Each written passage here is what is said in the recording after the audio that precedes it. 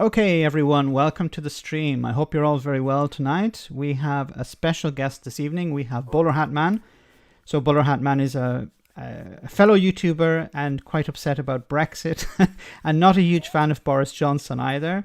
So I want to say a big thank you to everyone who's come on the stream. I want to say a big thank you to the moderators for moderating the questions, because the questions are very important for this stream tonight.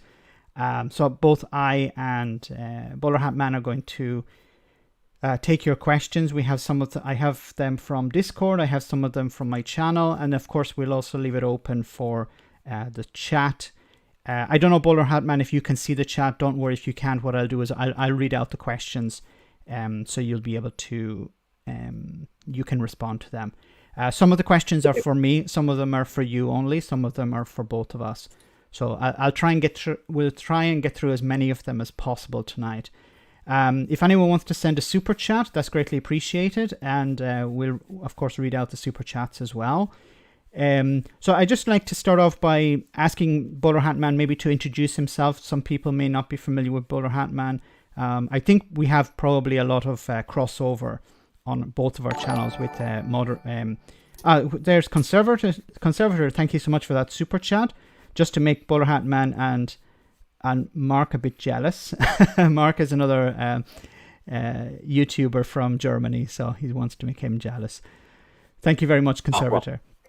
So, Bolerhatman, do you want to take the floor? Yes. For those who don't know me, hi. I'm Bolerhatman. I like to talk about British politics and just general goings on in the UK. However, it wasn't always that way. I actually started my original YouTube career debunking conspiracy theorists, of all things, way back in the early teens, I suppose we'd call it now. I then, from there, went on to debunking people who were promoting quack science, quack-like treatments on YouTube, like quack treatments to cancer, such as using coffee enemas to cure cancer. That is a real thing, and that still to this day exists on YouTube, and still has unfortunately a very, very thriving YouTube community, unfortunately, to this day. But there's very little you can say about it. And then eventually, of course, the referendum happened, and that's where I really started on my channel talking about politics and just general stuff going on in the UK and essentially where we are today. So I hope that's given some people sort of the journey that I've been on in my YouTube career, as they call it. Very good. Thanks a lot for that.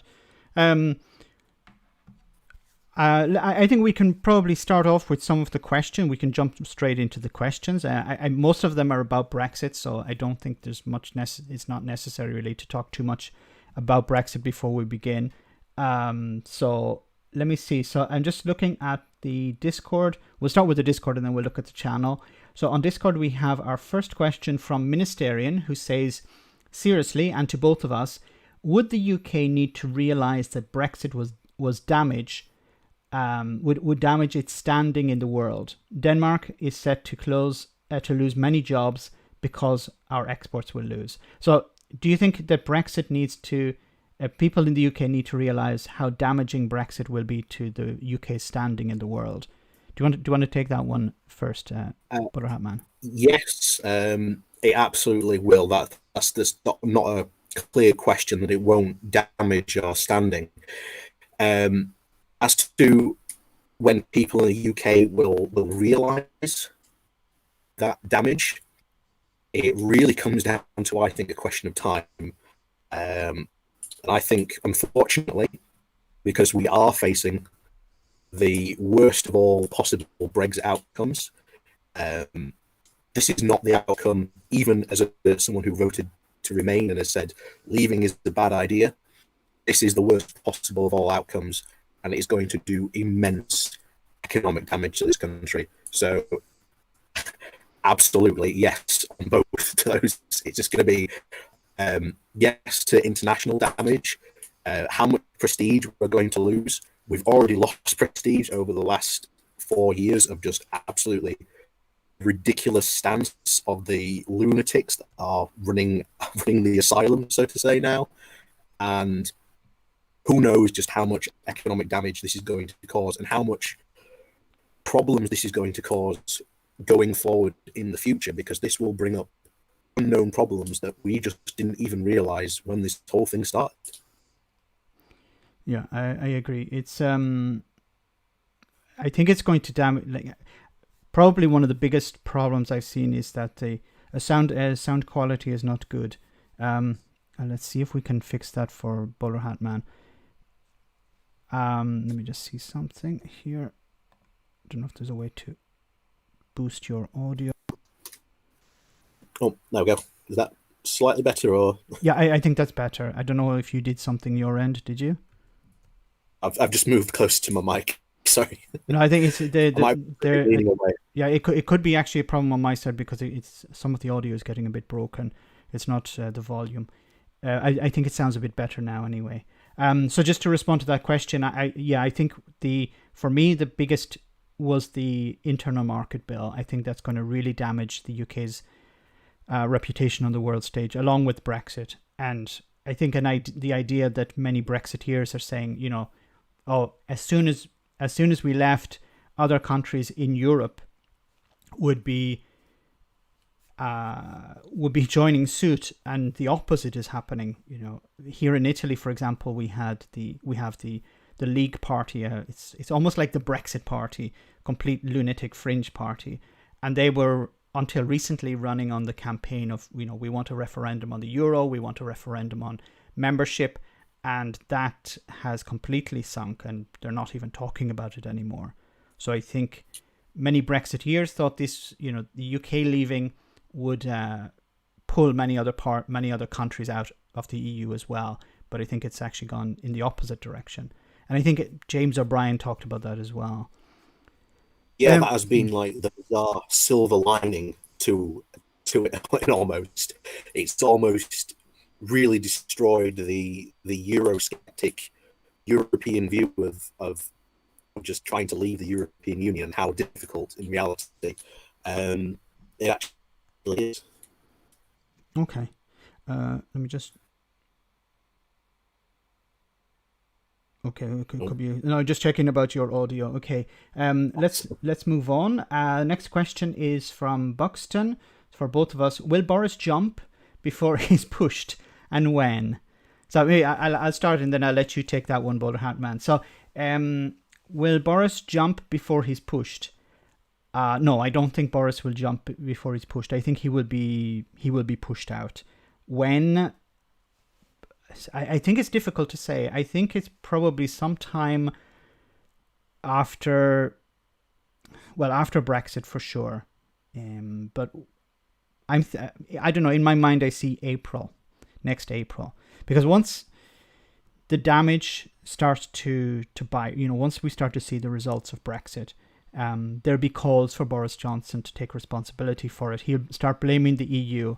But I think within the party, I hope, I don't know, but I hope if there are any moderates left in the Conservative Party, they will say, look, Brexit was a disaster. We can't do anything about it now. Brexit was a disaster. Perhaps within the Conservative Party will rise some moderates once again, some sane voices.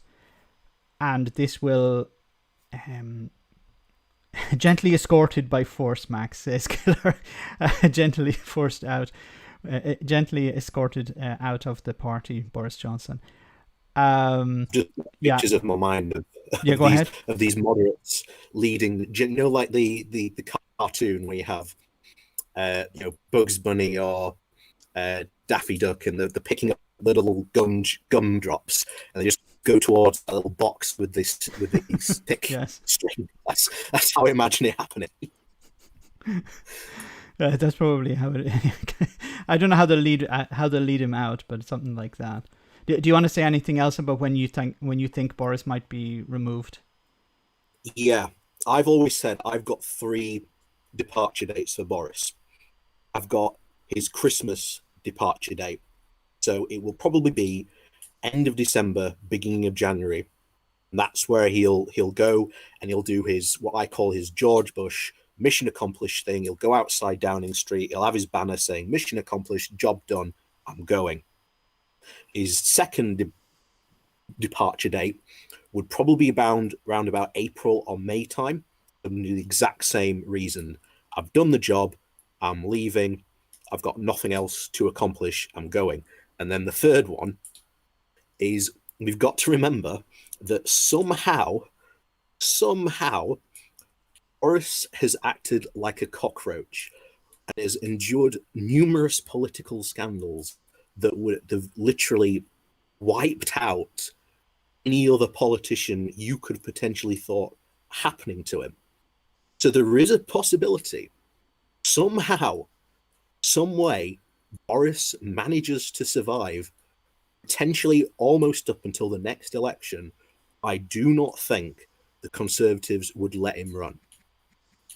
So those are my 3 departure dates, but I am absolutely of the opinion he is going to leave of his own accord. I don't think he's been enjoying being the Prime Minister. I think he wanted it for the prestige and wanted an easy ride, so to say, but clearly that he hasn't got his easy ride. And I think it will be a matter of he jumps before he's pushed, because I don't think he'd want that, to be honest. No, I agree. It'd be extremely embarrassing for him. I want to say a big welcome to Phil, who has popped in. So you're very much welcome to comment, Phil. Thanks for coming on the stream. Let's move on to the next. Is that Phil? Yeah, Phil from a different bias. Yes. Oh well, great to have him on. I've got a bone to pick with Phil because I know he's a Rotherham boy, and I'm a Barnsley boy, so we got beef. Then we have to organize a stream together. That would be interesting before the end of times, before the end of the transition period for sure. Okay, let's move on to the next question. Let's see, we have from Nico. This is for both of us. So how will services work? Not financial, but just people doing work for EU companies. I know that in the company I work for, people, for example, the USA, come over and actually need to live here and have resident status, same as the US green card, in order to do substantial work. How would you think it would be for the UK? So sorry, go ahead. You can shoot. I've got a very unique experience on this. Just recently, I was been through a hiring process with a company called Meatless Farm to work for them, and they're a company that's based in Europe. And this entire job for them would be working in Europe, in the UK, sorry, for a European company in Amsterdam, meaning that I would work from home. And part of that being because of COVID and because of the revolution we've seen from you can work from home now. So I wonder now if there are going to be lots of service-based industries such as marketing, IT, potentially some financial jobs, accountancy, because there are lots of jobs you can do from home which would not necessarily mean that you have to go and work abroad. You can still work from home. It's just a question of how that itself is going to work out, and I don't know how that's going to work out, to be honest, but we'll have to see. Yeah, I agree 100%. Yeah, I think we're moving more closer and closer to a situation where more and more people work from home. It's not necessary to be in a physical office. So, yeah, I think it's more the bureaucratic problem of how people get paid, if they pay their taxes. Yeah, it's not going to be such a huge issue with people physically being in companies, especially if they're services. If it's manufacturing, that's a different kettle of fish. But if it's a service industry, most of it will be done online. And I've been talking about, when I bring up the issue of UBI, I mention a lot how we're moving away from people working in offices and It's not necessary. It's actually been a success for many companies, and they're able to monitor their staff. Maybe not in a good way for the staff, but they're able to monitor their staff much better, and they're able to cut costs. So, but the UBI is a different issue. Okay, let's go on. This is a question just for me, so let me see. But maybe you can also answer it yourself. So, you're the most prolific poster on my YouTube feed, with multiple posts every day. How do you balance your work and personal life? And do you have any days when you wake up and really can't face another content or checking Discord? Herg01, thank you so much for that super chat. Either of you ever thought of going into politics? So let's respond to that super chat first, and then I'll get back to the question. Bolerhatman, have you ever considered getting into politics directly, becoming an MP? I wonder if this person watched my stream last Saturday. Last Saturday, I did mention potentially, not seriously, but I just did this joking, and then we started this whole talk of how I could potentially become MP for Barnsley.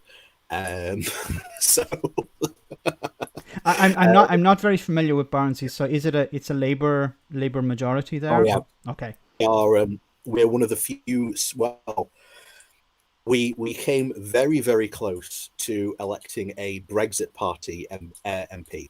Oh my God. We were very, very close. Labour were just about 2,000 votes ahead, but in the grand scheme of things, that is not a lot.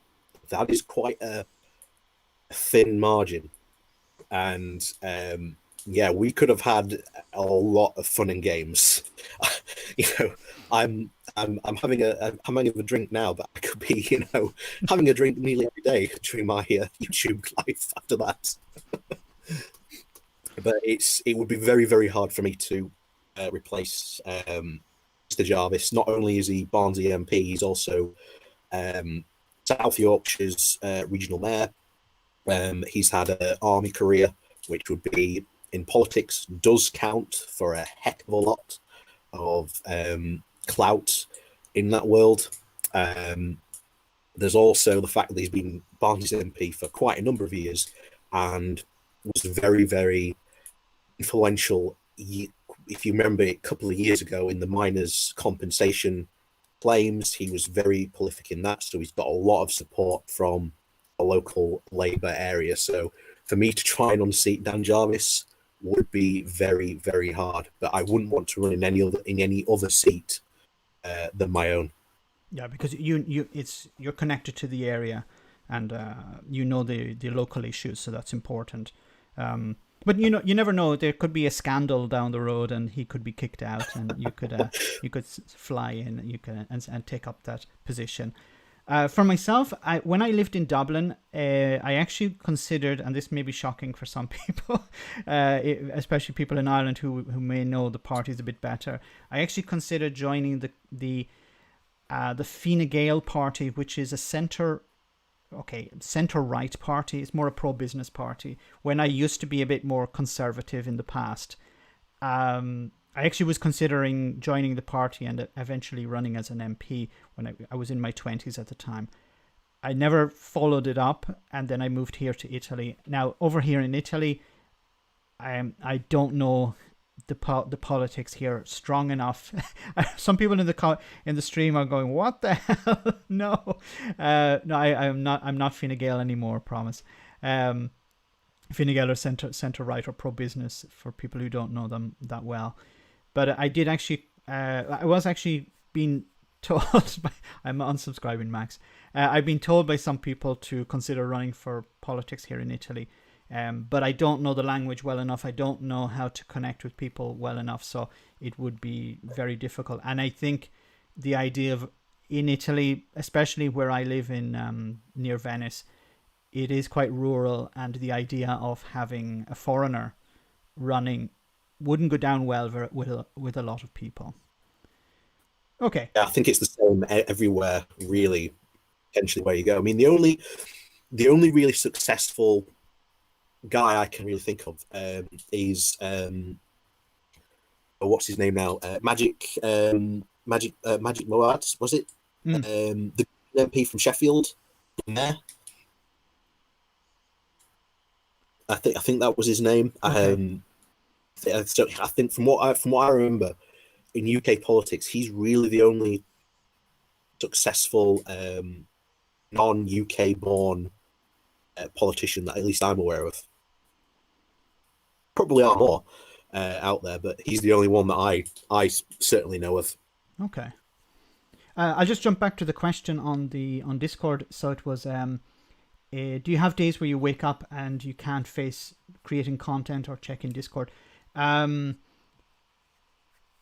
no, for me it's a pleasure. I love doing this. I've always had a passion for politics, and I don't know if I've mentioned this to you before, Bolerhatman, but I've mentioned it on the channel before. I've always been attracted to UK politics, because in Ireland politics I always found it quite boring. We have the two main parties, but they're not like Labour and the Conservative Party. They're pretty much the same, and people vote for them because of tradition, for traditional reasons. They don't actually vote for the policies really. And I've always since I was a child, I was watching Neil Kinnock and John Major arguing it out in Westminster, and then the back and forth in Westminster. It was something really interesting to watch, and I think a lot of people have the same idea when they look at UK politics. What about yourself? So is it sometimes difficult to say, okay, will I do this video, or should I research this topic, or is it sometimes difficult? Yeah, sorry, go ahead. Not. I mean, not really. It's again. I like talking about politics, but again, I'm a Yorkshireman, and I think we like to talk. So I've never not done a video because I don't know about it. In fact, I found it more interesting sometimes to talk about topics that I'm not 100% on, because during that time I probably find that I learn a lot more about the topic, doing a bit of research about it, just reading up about it. So yeah, it's partly and bizarrely, both me and Max suffer from the same affliction of we get a perverse pleasure from talking about politics, which a lot of people find either very boring or just don't want to talk about. But I think I think it's UK politics which is so attractive. It's so interesting, much more than I think. Maybe we could look at Russian politics. It's probably quite interesting as well. But for me, it's there's such contrast between Labour and the Conservatives. I think that's what makes it so interesting. I think we like a good argument as well. I think we like a good. But it's civilized. Civilized, not like in. I think it was it Romania, where a fight broke out in Parliament. Yeah. And one threw a chair at someone. It has just imagine. Yeah, no, you imagine it happening in. I think the worst someone has ever done is took the what do you call it, the mace, ran off with the mace from. That was Well, that's something. It's almost a tradition to steal the mace. Okay, I just want to say a big thank you to Wee Scott's dog, who posted a super chat. He said, "Max and Bolerhatman, such glee. Along two came Phil. Then there were three. One cup runneth over, like Portaloos in Dover, but more fragrant by far, thankfully." Very, very nice, very nice. Wow, that's very, very good. We also have one from Robert Scully. Says, Max or Bolerhatman, do you think Brexit will give Nicola Sturgeon and an independent Scotland and Mary Lou MacDonald a united Ireland within the next 10 to 15 years? Okay. Do you want to take that one? United Ireland. Yes, definitely at some point. I think it will happen. It's just a question of when. Same for the Scottish one as well. It's just a matter of when. because at the moment I've been hearing that there's been rumbles and upset at the moment in the SNP. Apparently the Salmonites, as they're called, are not happy with the Sturgeonites, and it's causing a bit of rumbles because they're not happy with their policies, and could be some sort of do. I don't know what it can turn into. Who knows? But yeah, it's both of those are entirely possibilities at this point. It's just a question of when, really. Yeah, I think so too.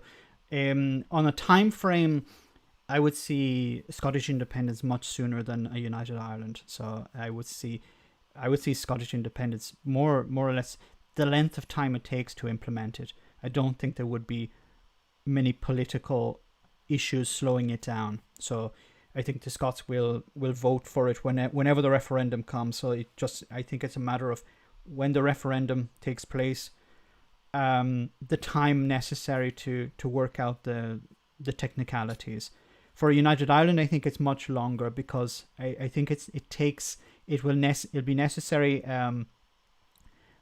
the alignment with the European Union to be implemented, for the people in Northern Ireland to see, okay, we're more connected to Europe at this stage than we are with the rest of the UK. And I don't see many people have this idea that, we'll wake up one day in Ireland and say, now we're united, now we're a united Ireland. I don't see it like that. I think it'd be a piecemeal sort of process. It would be a gradual process. Okay. But you're forgetting, Max. You are forgetting Boris Johnson's secret weapon. Downing Street. There lies the Union branch. the branch created by Boris Johnson to keep the Union together. It's doing a smashing job, isn't it? I know. Oh, I said what's going on in there. I genuinely would. I've said on the stream before, on other streams, I've said Boris Johnson has done more for a united Ireland than the IRA and Sinn Féin have achieved in 70, 80 years. My own personal opinions on a united Ireland is, for me, I'm more a European than Irish, I would say. So but I also believe that, the unionist community in the north of Ireland must be respected. They should be. I think they can be part of that. And ironically, I think there's more respect. Not there wasn't in the past, but today Ireland has changed to a huge degree. Has become much more progressive over the last 20 years, and I think there would be more respect for the unionist community in a united Ireland than the respect they're receiving from the Tories at the minute in the UK. I'm talking about the Tories. I'm not talking about English people. I'm just saying I think the Irish government would treat them with more respect than Boris Johnson is, definitely. He's been lying to them on a continuous basis. And after that, independent Yorkshire. Yes, that's next. After Kent, of course. The People's Republic of Kent. I just want to say a big thank you to Verticu, who's written Max Bolerhatman, Mark Vesseling, and Phil. Good evening, everybody. Thank you so much for that. Let's move on to the next question. This is an interesting one. So it's for Bolerhatman this time. Will the red wall return post-Brexit, or do you see it becoming permanently blue? No way is it going to remain permanently blue. Absolutely no way. Just given the amount of scandals this year, no one in their right mind is going to think of voting Conservative again and letting them in. You've got a very, very specific election that happened in 2019 of where Labour was essentially facing different parties pulling from them, because you had the people who normally vote Labour either voted for the Brexit party because they became really hardcore Brexit extremists, I suppose you'd call them. And then you had the other people who wanted Brexit but weren't quite as hardcore, but liked Boris Johnson and just wanted to get it all over with. And then you had the Remainers, who quite wrongly, in my opinion, estimated that they could somehow get Liberal Democrats to win in these areas where they had always traditionally come third. And so you had 3 polls away from Labour. At the next general election, Brexit's not going to be a thing. We might be talking about how much of a failure it is, but it's not going to be a thing. Most of these MPs in those seats are probably going to be one term. A lot of them know it. And this is why we've had the rise of the Northern Research Group, essentially a group desperate to try and get Boris to realise that if they want to keep their seats, they need to get Boris Johnson and the rest of the party to vote for stuff in favour of the North. And if you know anything about the Tory party, the chances of them doing that are very, very slim. I agree. We're still having a little bit of problem with your audio. We'll keep an eye on it. If it gets worse, I may need you to go out and re-enter Discord. But let's hope that's not necessary.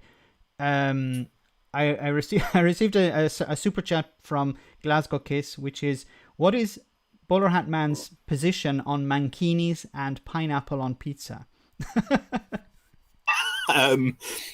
No to mankinis. Okay. Fantastic. I take a very firm stance on that. I think laws need to be passed for the banning of such wear. And as far as pineapple on pizza, you can have it, but you're just wrong. Okay. Let's move on to the next question. This is from Buxton. It says, in a recent video you did, this is for me actually, in a recent video you did on PMQs, you got fed up and couldn't continue on after hearing so much bollocks from Boris Johnson. How often does this kind of thing happen? Have you started videos and never finished them because they were too depressing? So, I normally what would happen is if that was the case, I just stop the video and just not upload the video. I don't know if Bolerhatman, if you had seen that, but I did a PM. I think it was the last PMQs. I was responding to what Keir Starmer was saying. I was responding to what Boris Johnson was saying during. It was the Brexit PMQs, and just Boris went into complete and utter bluster. And it wasn't even at the end, because I've noticed Phil has also pointed this out as well, that Boris Johnson's Keir Starmer's last question is, okay, I'll get in my point. And then Boris Johnson knows it's the last question, so he uses it to grandstand. And normally I would get to that stage and I go, okay, I can't take any more. But he was already grandstanding before he got to that stage. And it's quite frustrating because you watch him lying, you see him grandstanding, and I understand that the Speaker of the House can't intervene and say, one moment, Boris Johnson, you have to answer the question, or, you're telling lies, or whatever. Actually, I'd like to ask your opinion on that. Do you think the Speaker should have more power, or do you think it's actually part of democracy that politicians are allowed to pretty much say what they want? I think. I think I'd like to see the Speaker with a bit more power. Definitely. I think it would be interesting to see him have the power to be able to put off politicians. I think that would not go down well in Parliament, because I think that's quite a staunch held belief in a lot of the MPs that this is what the Speaker must do, and he's more a impartial referee, and I'd like to see him remain that impartial referee, but increase powers. I don't know exactly what you'd give him really to increase his powers, to control a bit more debate on the floor, I suppose you'd put it. Because sometimes I would hear Boris Johnson not answering the question. The question would be, for example, how much are we going to spend on this initiative, for example, or how many people are going to be employed by this whatever, and he would just start talking about something else. And I think it would be good for the moderator to say, wait a minute, that wasn't the question, that, you have to answer the question. At least that, I think, even, of course, he can't stop him from grandstanding, but at least more control over the response, I think, would be helpful. Okay. Yeah, and I think I think at that point as well, you've got to also ask the question of, is that also a fault of the opposition MPs not challenging Johnson enough? And I think that also needs to be looked into as well as a potential point. Yeah, no, I agree.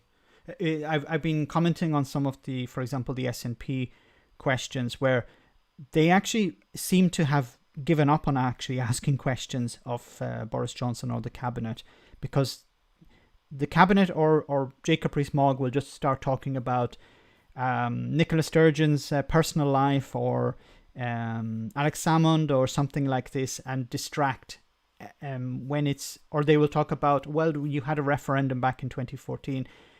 So he'll just talk about something that's unrelated to the actual question. So they've actually started to change their approach, and they've started to, in a way, grandstand as well, which I think is understandable, but it's not helpful, I think, to how Parliament should operate.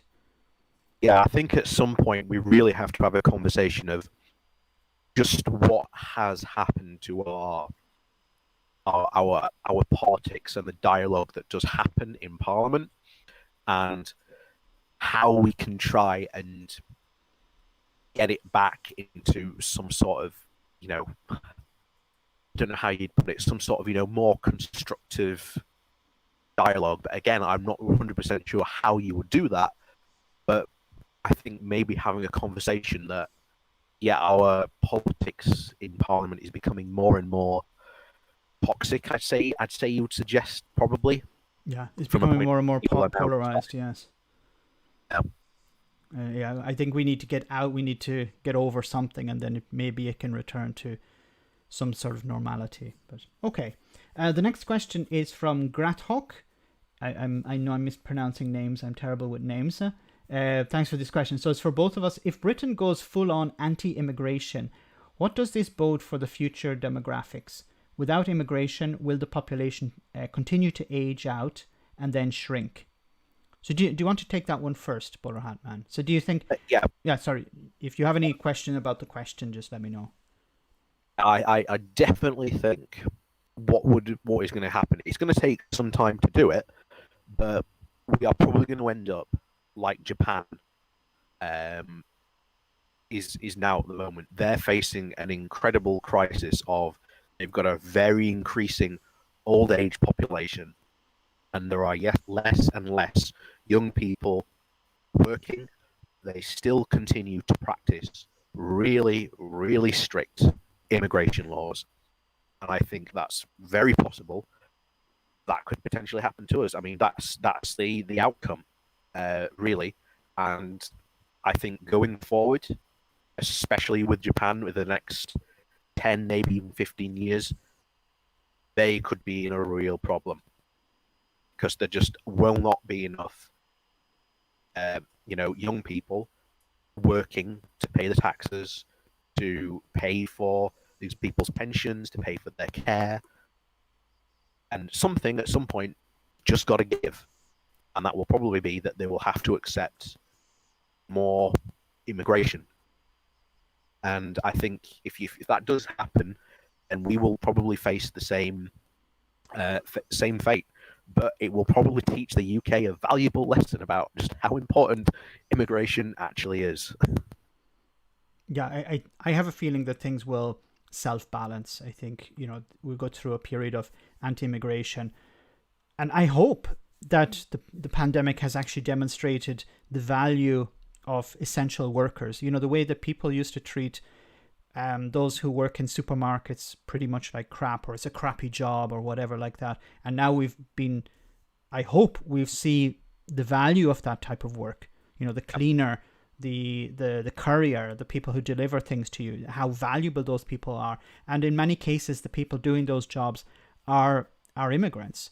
So I hope that after COVID, there will be a rebalancing, away from the Nigel Farage mentality and back to, maybe I'm being too optimistic, but I do have a feeling that history. I hope that, sorry, go on.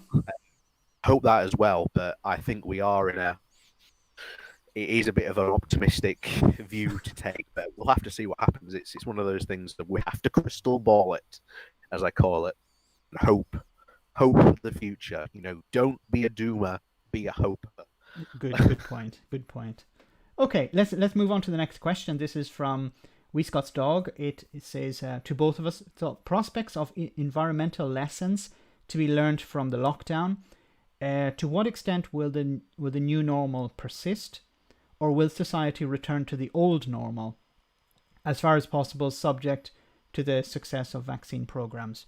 So maybe I can start with that one, and then you can respond. You can add your points as well, your opinion as well. So I think we've seen how the lockdown has greatly increased the quality of air, and we've seen maps to demonstrate that. We've seen data to demonstrate that, and I'm hopeful that as we're moving closer towards more sustainable energy production, to cleaner cars, electric cars, for example, there's a huge rollout.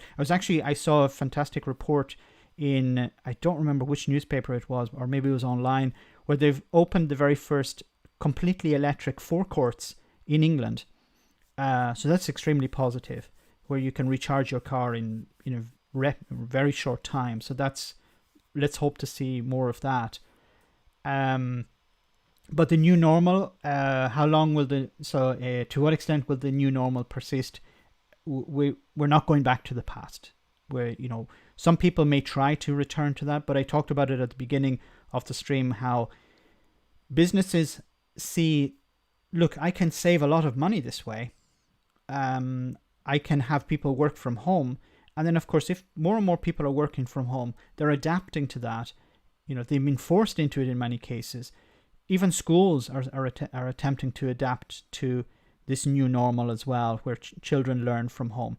There are a lot of problems, of course, but I think technology is getting better and better, and it will be sort of in some ways strange for us to have physical meetings with colleagues or with our bosses. So going forward, I think for the environment, I think it's going to be something positive. But maybe I'm being overly optimistic once again. What do you think about that, Bolerhatman? I do hope that as well, but I think that people are going to be so desperate to go re-embrace some sort of normal, that they will just go right back into old habits. But you are right about the job situation. I mean, one of the biggest things that will change things is if we can get rid of rush hour. Because if you really think about it, and we've all been there, do you really work from 9 until 5? Very often, I mean, I've sometimes found myself, I've gotten to like 2 or 3 o'clock, and I'm like, I've got no more work to do today. I've done all my work. But I know that I can't go because I know that I'm contracted to work, until 5 o'clock.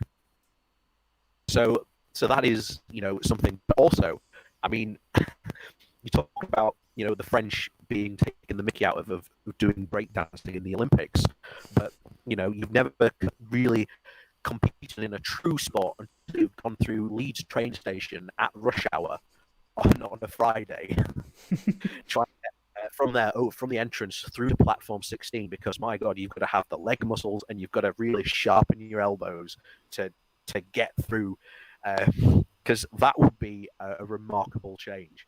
Just people realizing that they don't have to work a 9 to 5, that they can work from home, they don't have to be in the office all the time, and that will have a big effect on the environment itself. Just people not traveling to work during those times, and that will have a big environmental impact. Yeah, I agree. It doesn't actually make sense, the idea of working 9 to 5. Of course, it depends on the industry you're working in, but if you're providing a service, if you're working on a project, for example, it doesn't make sense to be working from 9 to 5. And what you said when you finish the job, you have to remain there, because if you clock out before, you won't get paid. So that, yeah, I agree. Okay, let's move on to the next question. We have from Akismad. Says, you said on one of your Saturday walks, so this is to you, Bolerhatman. So you said on one of your Saturday walks that Scotland would struggle to rejoin the EU if we got our independence. Can you elaborate in some more detail, please? As I would like to, as the way I see it, Scotland being a sovereign nation and already set up to with the proper regulatory standards required to join, we do see the hurdles. Do you see other hurdles? I'm misreading. Where do you see the hurdles others than the so-called debt? So the idea that, okay, Scotland, do you see Scotland rejoining the European Union at some stage, and what sort of hurdles do you see surrounding that? So I do actually absolutely see them rejoining the EU. The problem comes from the EU itself, because a lot of Scottish nationalists, when I've seen them discussing this, as if they can just fast track their application, but the EU has never fast tracked anyone. The only part of the UK would really rejoin the EU in a really fast way would be Northern Ireland, because it's already rejoining a country as part of the EU. It would have to go through the whole joining process. We have seen in just Eastern European countries that were very likely to join at the last minute, failed the last hurdle, then they had to go right to the back of the queue and start the process again. So it's very possible that could happen. But again, it's one of those things we just have to wait and see. But I think a lot of the Scottish nationalists are overestimating just how quickly that process is, and it takes time, and it's just a matter of time, really. But it will happen eventually, because Scotland, when Scotland votes for independence, they will want to rejoin the EU. Then they have to go through that process, and it's just how long that process takes, because the EU has never fast-tracked anyone. And there's some reason, from my point of view, when I've seen it, they seem to think that they will somehow get some sort of special treatment, and I don't see that happening. But let me play devil's advocate here, because I'm not Scottish, so but I think some of the argumentation they have put forward for fast tracking is because it's not like a new country, so it's not like in the past, Romania or Estonia. So it's not a country that was not part of the EU and then starting from the beginning, joining for the first time. It was a country. In a sense, of course, it was part of the UK, and that's when it was a member state. But it's not exactly like a country starting from scratch. So that could, in a way, be. I think there still will be challenges, and there will be blocks to be overcome. But I do think that the situation is not really comparable with countries from Eastern Europe who have joined recently. And then I think if normally for these countries to join, they have to begin the process of alignment with EU laws and regulations. And as far as I know, Scotland is already pretty much aligned with EU rules and regulations. So that could help.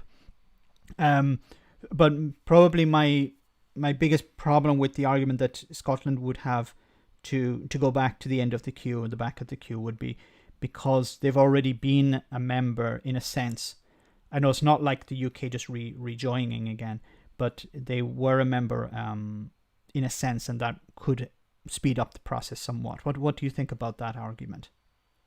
The EU loves its rules and regulations, and again, the whole process of Scotland being fast-tracked relies on the EU giving up on those rules and regulations. Can't see that happening. Okay. I could be wrong. We have to see. Like I say, this is and once I've said it before, but proper crystal balling. So we'll have to see. Yeah, I think it could be something we could come back to at another time, because we have a lot of questions I'd like to get through. So I don't want to get blocked on this one. I want to say thanks to Ministerian. Thank you so much for that super chat. So it's alternatively joining EEA or EFTA as soon as possible within 5-year minimum. Yeah, that could be another option, not to join the EU, but joining the EEA, the European Economic Area, or something like that. That could be, in my opinion, a step before. Sorry, go on. Yeah. Certainly doable, yeah. But full EU membership, what they're aiming for, that's going to take time. Okay. All right, let's move on to the next question. I know more people would probably be not very happy with me for not spending more time on this, but we have a lot to discuss tonight. So, but we definitely will probably come back to that question again at some stage in the future. This is from Verthi. So he says, to both of us, what's your favorite? I want you to go first with this one. What's your favorite "I told you so" Brexit moment? He wrote Brexit moment. So what was the? I don't know if you can think of something off the top of your head, but was there some moment where you said to the Brexiteers, "Look, I told you so"? I'm just trying to think now, because tell you what would be interesting. The one where we said, when we do trade deals, modern trade deals are based on giving up sovereignty to get something in return. This is how we operated in the EU.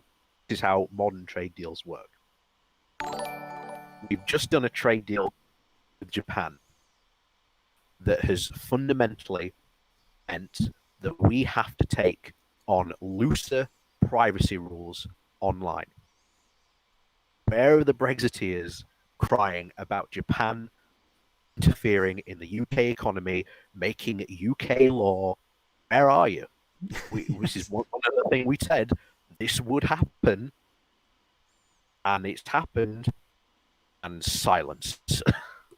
I think you were one of the only people mentioning about how the Japanese deal was so much worse.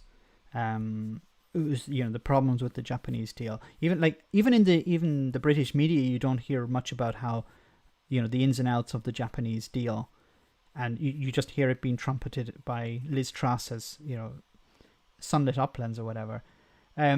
Probably for me, the told you so moment was the customs union. The way that the Brexiteers were, back in 2016, saying we'll never have to leave the customs union. It'd be madness to leave the customs union. And this is more for the senior Brexiteers, not the trolls you find online. But how quickly that changed.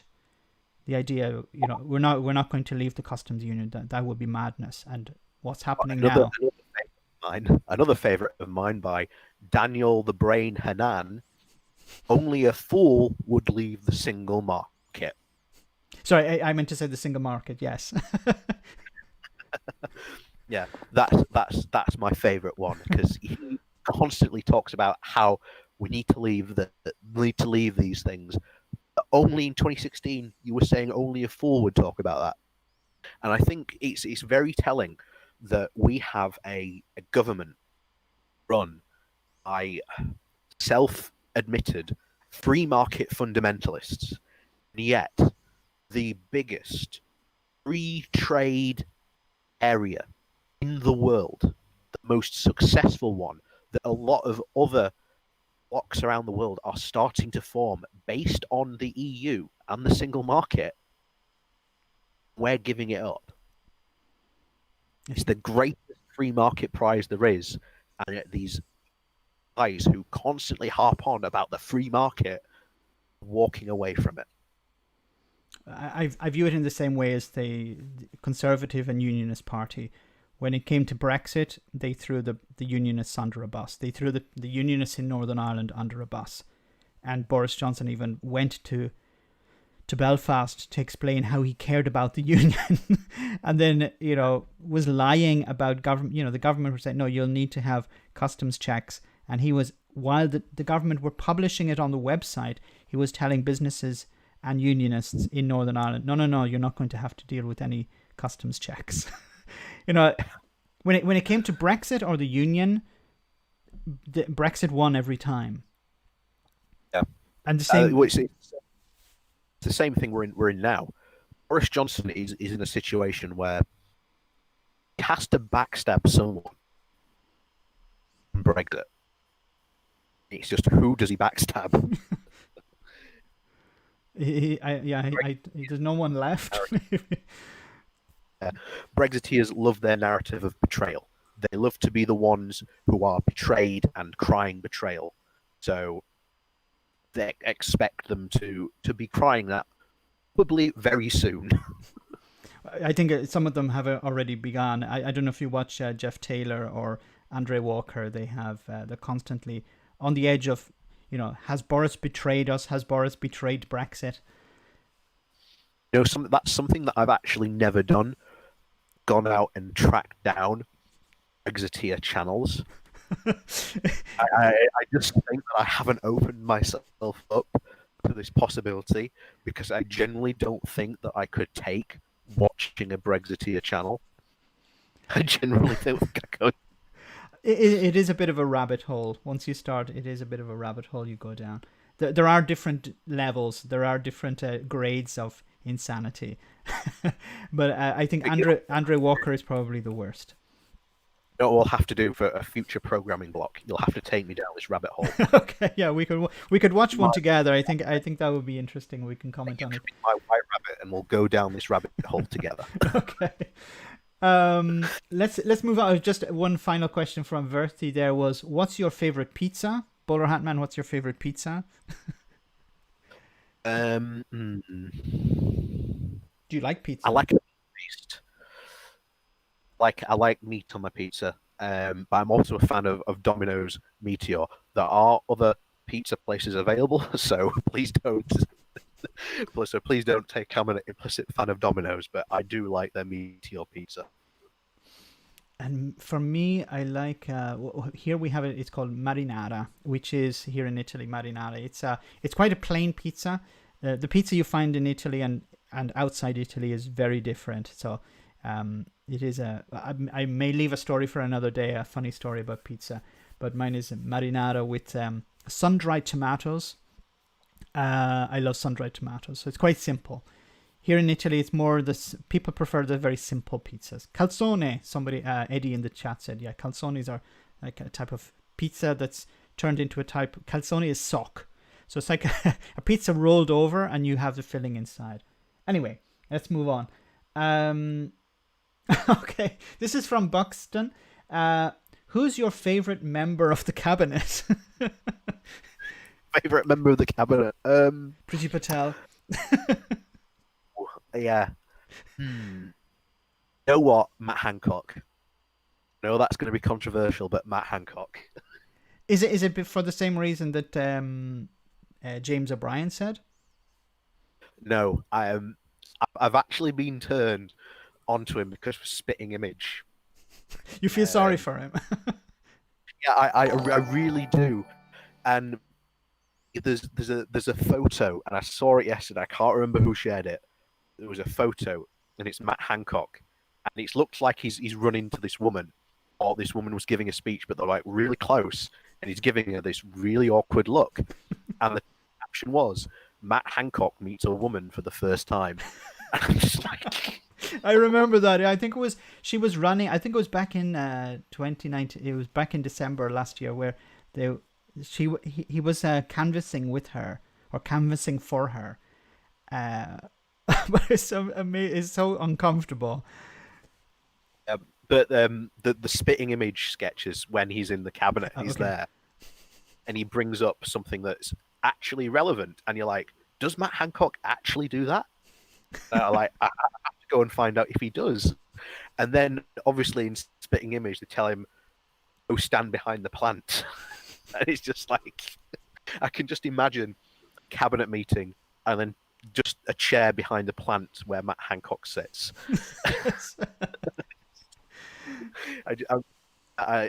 So yeah, Matt Hancock. For me, Yeah, I'd actually have to say the same, Matt Hancock, but not because I think he's an admirable individual, but I sort of feel sorry for him at times, especially when he's sent out to answer questions asked by Kate Burley from Sky News. He really struggles there. So it's like he's always, drawn the shortest straw. But probably because deep down, I don't think he's a bad guy. I think he was probably in the wrong place at the wrong time, and but I'm not going to defend some of the things that he's done. But I think probably of a bad lot, he's probably the least bad. Yeah, that's when you think. Sorry. That's saying a lot when you think about it. Is he's the worst of a bad lot, Or the least bad of a bad lot, I should say. Yeah. So we have a super chat from Paz News. What are your first names? I'm sorry, Paz. We have to keep our names secret, at least for myself. I don't know, Bolerhat, if you want to say your name, but I don't know if you said it before, but if you want to, unfortunately, I have to keep my name secret for now. Maybe in the future I will release it. I don't know if you want to. I'll keep mine a secret as well. Okay. But thank you very much, Paz. If you want to ask another question, I promise we'll answer it. It's to maintain the mystique, Let me see. Our next question is from Glothaik. Again, we have who's your favorite world leader in the 18th, 19th, and 20th centuries, and why? Notice I left out the 21st century. Wonder why. You can alternatively say your least favorite of the three centuries. So my favorite of the centuries. Generally don't know. I'm trying to think. Yeah, I don't know. From the 18th century? I can't think of any famous people from the 18th century. Well, actually, 18th century, technically, I would say Otto von Bismarck. Yeah. Because there is a man who was an absolutely giant of his time. Yes. Who managed to keep the concert of Europe together and was renowned for smoking 20 cigars a day and at least having downing bottles of champagne. Now, there's a world leader. There we go. Napoleon was mentioned Napoleon Bonaparte was mentioned as well. Yeah, Napoleon was... I don't know whether we call him world leader but Bismarck, yeah, definitely in regards to how big the world was at the time. What about in the 20th century? Do you have any suggestions for the 20th century as a favorite? I genuinely don't know. 20th century.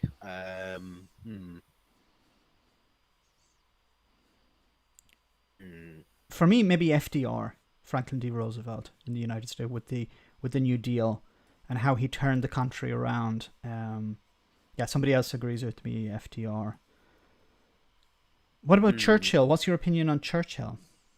Not a fan, to be honest. I think he's one of these figures who, as a wartime leader, I think he was the guy that we needed at that time. Yes. If you check out his record on just when he was a prime minister or when he was a minister, he was generally terrible. So, yeah, not a fan. I don't know. I generally don't know, but I'd probably say FDR, I think, as well, just to jump on that bandwagon, because he set quite a high standard of, as you said, turning a country round. So yeah, no, that's something I'd have to think on. I think, yeah, there's probably some more out there I could think of, but yeah. Harold Wilson is suggested in the stream. What do you think about Harold Wilson? Yeah, yes, actually, that might be a point, because obviously, he did rebuild obviously the UK, the welfare state, the NHS. So yeah, I'd say Harold. Yeah, maybe. Well, I don't know why I was going to say Ed Miliband. Then I was like, why Why am I getting confused between them? How things could have been different if he had been prime minister. Oh, if only he'd eaten that bacon sandwich correctly. You're truly living in the worst timeline. Yeah, like how that was considered it's like in the US where Obama wore a tanned suit and it was a scandal on Fox News for 6 months, and then Donald Trump. Okay, we won't even go there. This is a question from Lennon for myself. Is my fish menu choice good for a dinner with Boris Johnson? So it's a picture of fish and chips. No, actually, because fish it will be an absolute disaster after Brexit, and even potatoes will be a disaster because I don't know if you, Bolerhatman, had done a video on it as well, but there was a news article about potatoes, seed potatoes from Scotland, not being banned basically from the European Union because I don't actually remember the full story, but there was an issue of I think Ireland was going to run out of potatoes because Ireland imports most of the potatoes for chips, for example, for cooking, for making chips from Scotland. These seed potatoes. I don't know if you're familiar with that.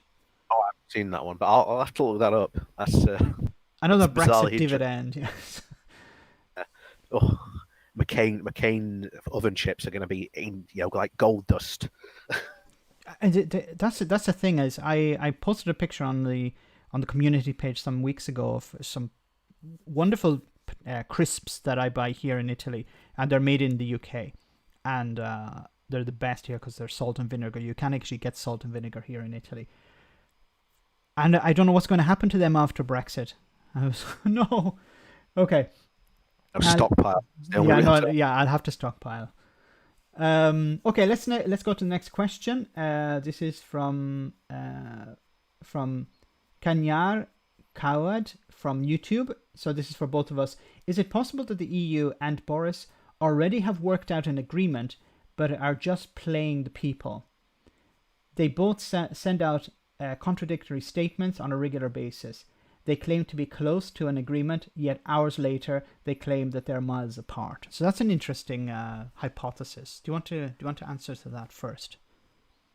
Yeah, I'd definitely agree that it does seem to be definitely playing the people, because we have seen a significant come down, obviously, and of course, the internal market bill of Michael Gove coming out and saying removing those clauses after Jacob Rees-Mogg had gone out on Parliament and said we are putting those clauses back in after the Lords removed them.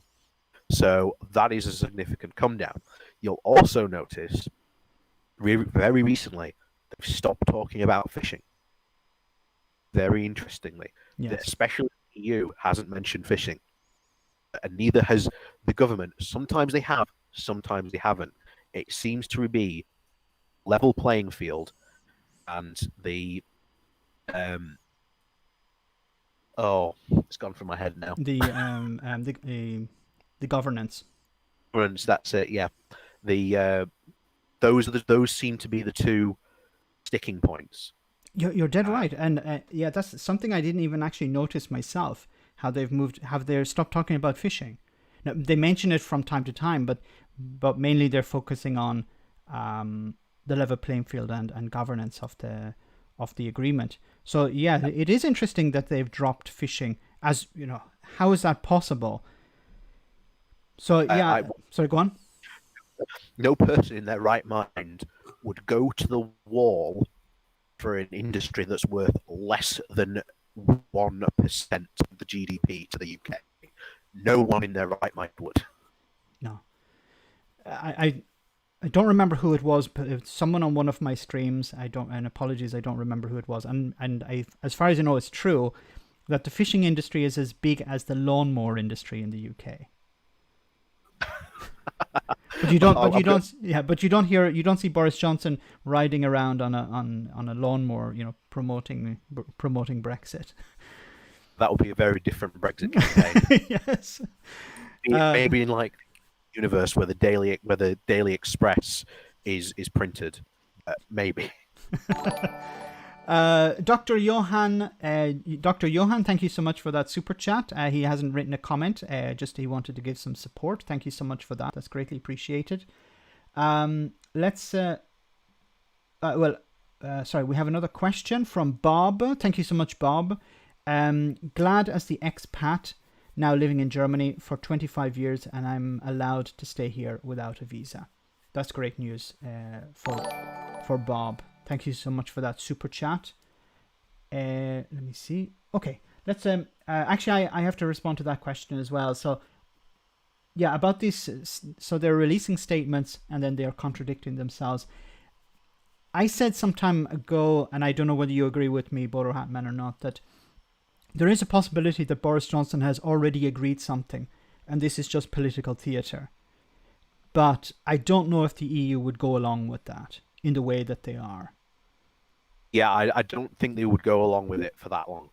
Mm-hmm. But I do think there is an element of political theatre at play going on. Like I say, it's we're just going to have to wait and see. Unfortunately, we are literally Sunday is the deadline. Yeah.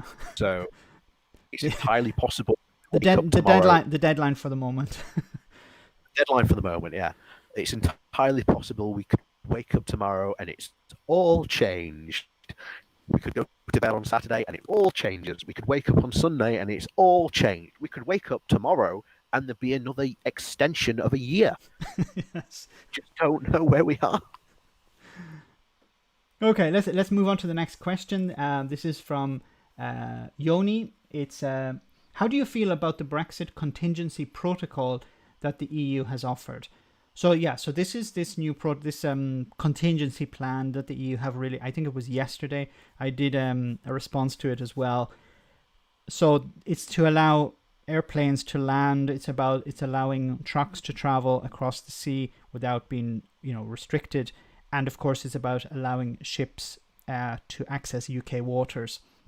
Boris Johnson has said that he's happy with the first two, but the fishing one, no, is a no-no.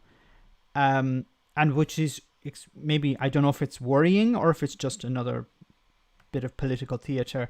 Just before I came on the stream, I saw an article in The Guardian about how the UK is going to, the Royal Navy are sending warships to protect UK waters from EU. Yeah. Did you see that as well? Put more warships on patrol in the channel. Yeah. Do you think they're serious, or is it? Well, let's put it this way: we've lost all 3 Cod Wars. No, we've lost all 2 Cod Wars. So get ready for Cod Wars 11 Codaloo. And all I'm going to say is, how could the EU do this to us? How dare they punish us? Keeping trucks running, airplanes flying. How dare they do this to us? Yeah, it's so weird. But it's unbelievable. Of course, they're going to keep trucks and airplanes going, because they want commerce to continue. It's us who don't want commerce to continue because we just want to throw out every single regulation there is because that's who's running the show. But yeah, it's madness. It really is. It's madness. We received another super chat with a question. I'll just read this. This is from, whoops, it disappeared for a moment. Let me go back up. From FSM is the dog. Thank you very much, FSM. Any idea why mainstream media don't call out the Australian deal? What do you think about that? Why do you think the mainstream media are not calling out Boris Johnson's Australian style deal? I think, like everyone else, I think it's become convenient term try and explain something, because what it really is obviously the WTO. That's what it really is. It's a very convenient term to go, we're going to trade with the EU like Australia, and it just sounds slightly better than saying WTO terms. So from someone who works in marketing, I can appreciate that's the direction that they're going in. But again, I would like them to start calling that out, that yes, it is trading with the EU on WTO terms, and that Australia is currently trying to get a deal with the EU. Yeah, I don't think it's necessary. It's not. I don't think it's a breach of the BBC's impartiality clauses to say, look, this is what an Australian style deal actually is. Or do you agree? Yeah, it's not breaching it all. It's just something to explain it. That's all it is. They've used that clever term of calling it something else, but it's still the same thing. Just a super chat. Thank you very much, Robert Scully, about the Cod Wars. When will the fourth Cod War start? Last one was 1976-ish. P.S. This is a joke question. do you want to field that question anyway? Do you think there'll be another Cod War? January 2nd. The Royal Navy is going to sweep the channel clean of all the EU fishing boats. And that's how the great Cod War of 2021 starts. Maybe they'll be able to pick up a few dinghies while they're out there as well. Well, you haven't heard how it finishes yet. It finishes with ignominious defeat of Boris Johnson having to swim across the channel just in a bathtub, and he just rows across the bathtub to try and get the French to surrender. Fantastic. That's something we need to see. Let's move on to the next question. This is from Graham. Let me see. If it all looks... Sorry, let me read it right. So, if as it looks now, the UK is heading for a no-deal Brexit, what shape could the future relationship between the UK and EU take? I mean, after the initial horror of no-deal disruption and going forward into the future, how could a new relationship work? It's something nobody really seems to be discussing, as the focus is on the deadlines and Brexit itself. I'd be interested to hear your guys' your opinions on that, your what you think. So how do you see a future relationship between the EU and the UK post Brexit? But you've got to talk about what government's in charge first. I agree, yeah. Because this government is going to do nothing to try and rebuild that trade relationship.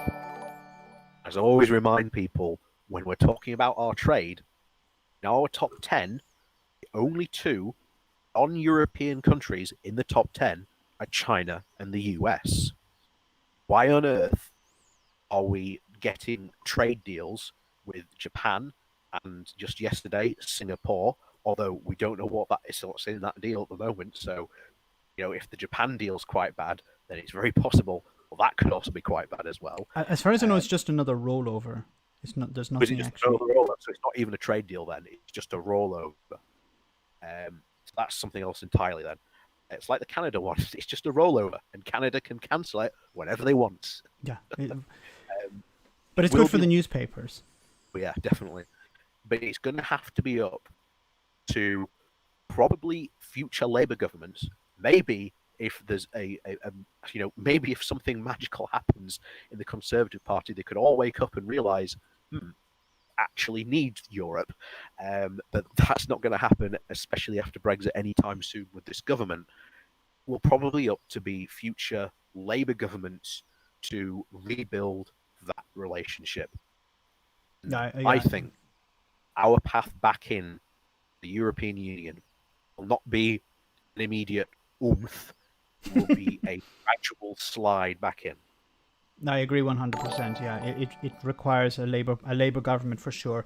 Also because Boris Johnson has basically excommunicated any moderates within the party or any pro-Europeans. So even whoever's going to replace him is probably going to be a Brexiteer or a semi-Brexiteer. You're not going to see any Remainers for a while. My money's on Michael Gove. Oh no. I know. But if you think about it, he is the only person who could probably do it. If you think about maybe a couple of months ago, maybe it would have been a two-horse race between him and Sunak. But I definitely think it's going to be a Gove again. Boris goes, unfortunately. What do you think his relationship with the EU will be after? So if, let's say he becomes Prime Minister, he of course was the responsible for the for the Brexit, for preparing the UK for Brexit. So what do you think? Do you think he'll be a bit more pragmatic now that the politics? No, not at all. No. I think he'll be very, very adversarial. I think he'll be very, very jingoistic. I think he'll be very, very nationalistic and continue the tradition of, Europeanizing failure and, Britishizing success. A very valid point, yes. I want to say a big thank you to Krolovev. Thank you very much for that, the movie UK. Thank you so much for that super chat. It wasn't a question, but we also have another super chat. Whoops. My screen moved on. Okay, we have Bob. Once again, thank you very much, Bob. It's because the Australian Prime Minister has said in Australian TV that Australia has not got a deal with the UK. With the EU. Yeah, so this idea of the Australian-style deal, even the former Australian Prime Minister has come out and said, no, this is just a big pile of crap. So hopefully the media will change tune and call it out for what it is. Yeah, okay. I think they will eventually, but it'll be, I think, next year. When it's too late. It's too late by then. Well, I guess it is too late now anyway, but I think it's important to keep Boris Johnson, not to let him off the hook. Okay. Yeah. But I think it's important to understand. Go back to the referendum, and you will not find a single Leaver advocating for leaving on a no deal.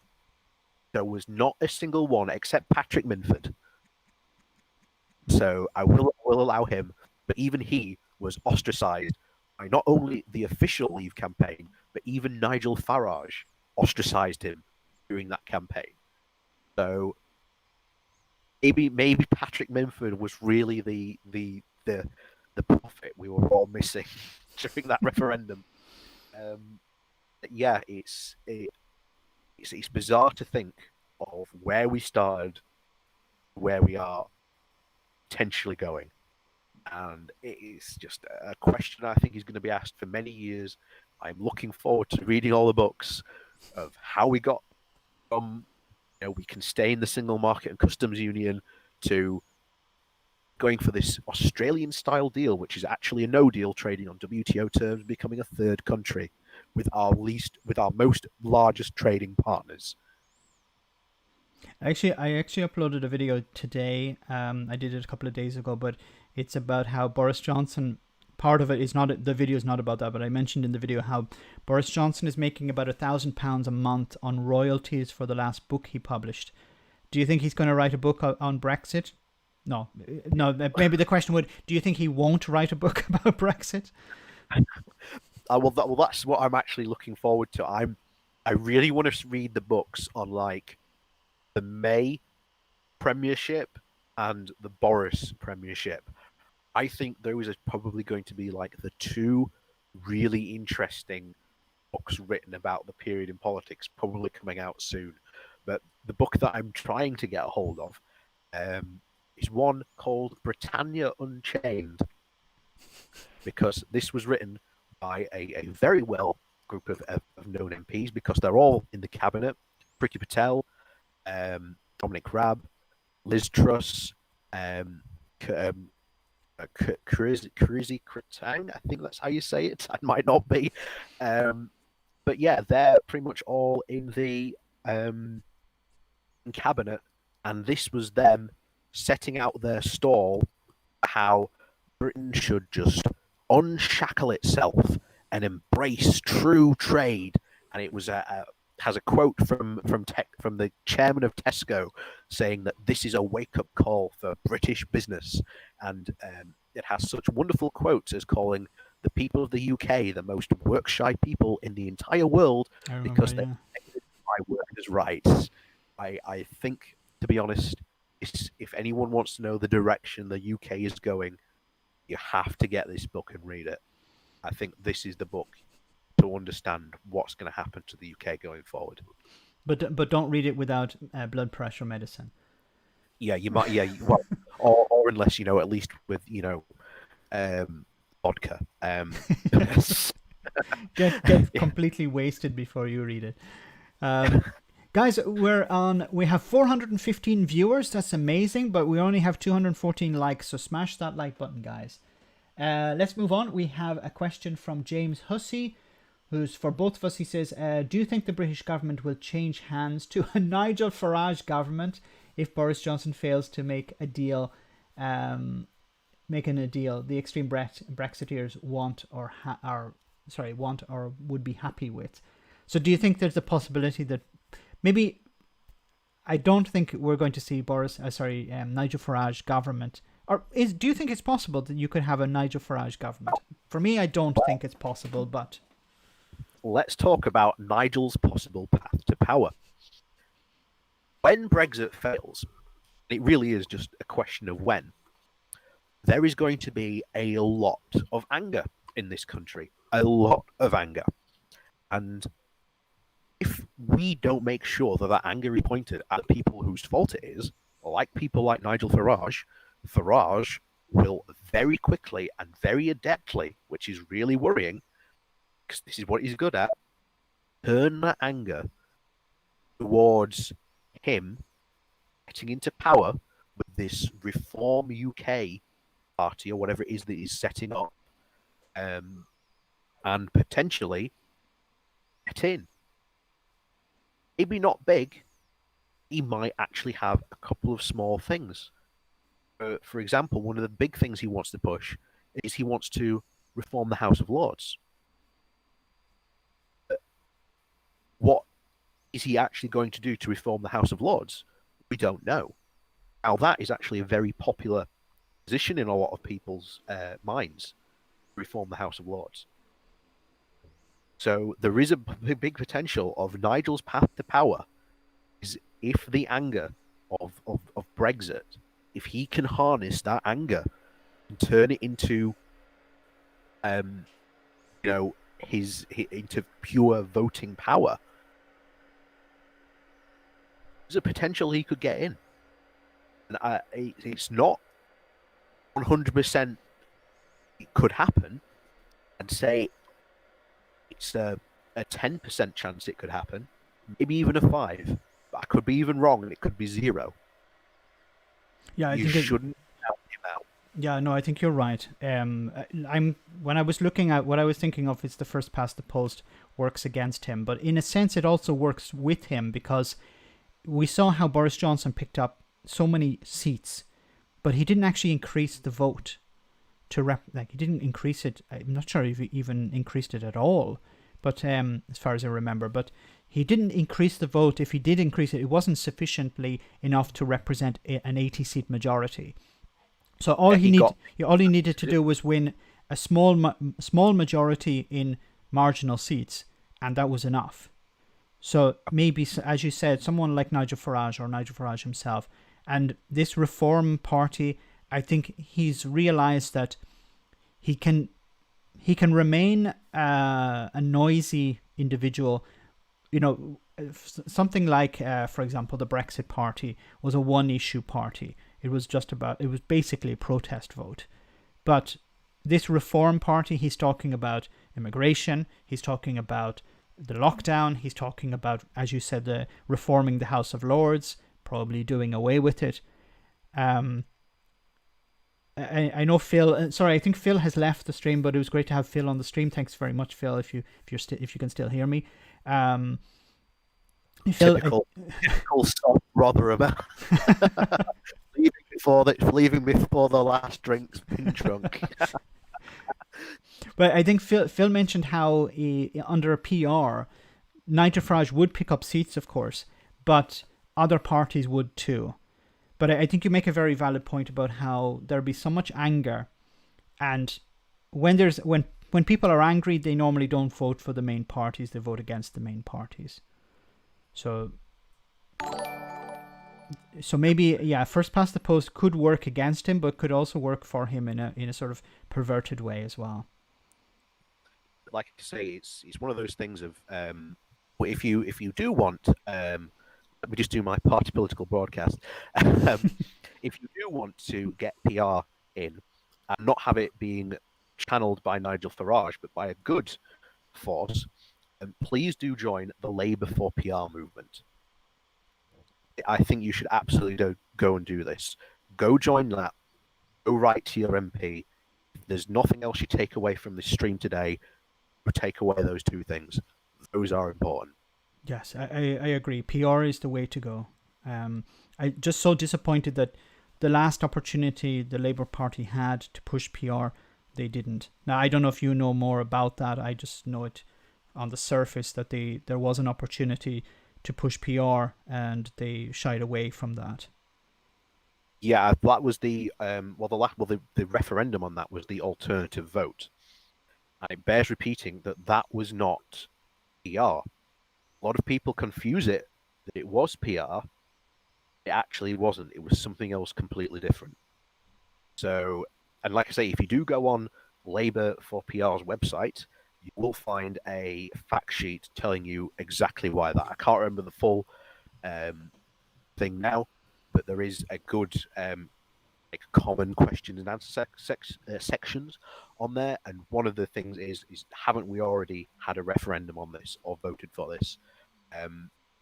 So yeah, I'll definitely promote it on my channel, so I get more people to check it out. Yeah, because I think going forward, especially if Scotland becomes independent, it's going to make it much more difficult for the Labour Party to win a majority. At that point, 13 MPs?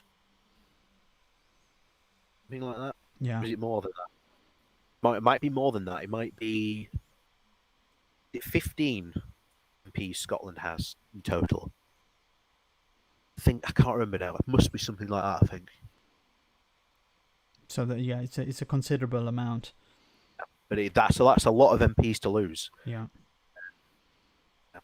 Okay. Just somebody just related to Scotland. They received a super chat. Thank you very much, Diddlymus. Says, would a freed Scotland create more border problems? What do you think about that? Yes.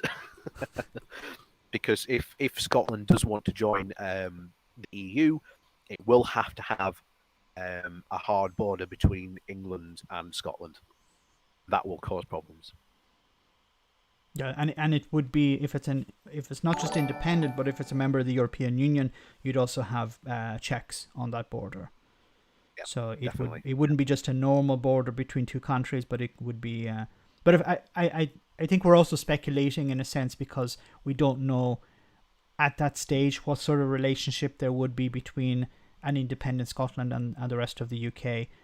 It depends. I think, if there's a Conservative government, it could be quite frosty. If there's a Labour government, it could be quite friendly. I don't know. Maybe there would be greater cooperation. And it could be something like Northern Ireland, where they're two separate countries, of course, but there was an open border, basically.